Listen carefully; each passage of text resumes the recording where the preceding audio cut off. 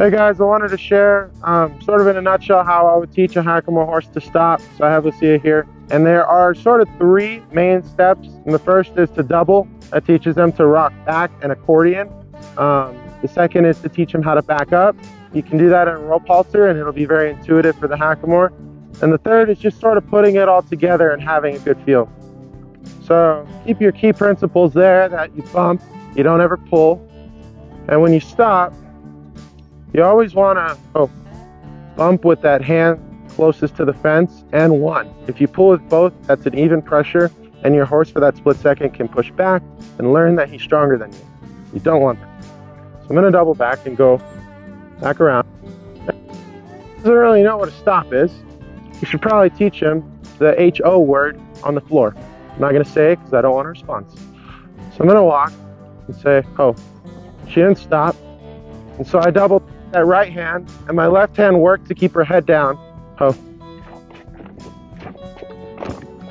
The reason why I'm doubling into the fence is because I want the fence to push her back. I can't with this Hackamore, and it's going to help her learn to not fight me and allows me to stay nice and light.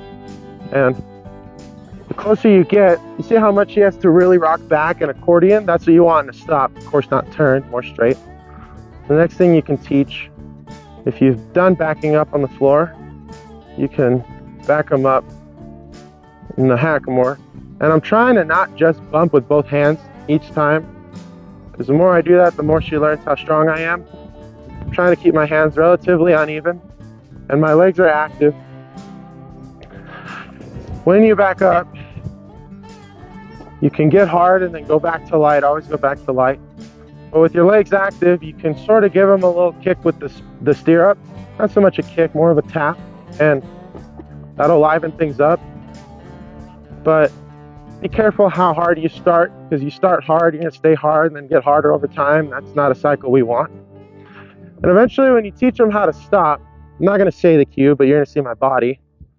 They're going to keep walking, and all you do is just work the reins and make them back up again.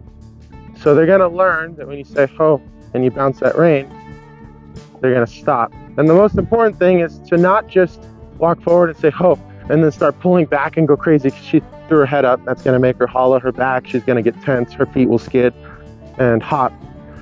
You want to ho, stop, and give them a second. Say walk and keep walking. That's fine. Every horse is going to do that.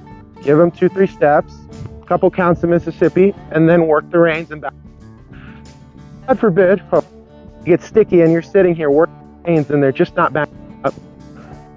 Now bump that rein and make them double and kick with this leg, or use a quirt.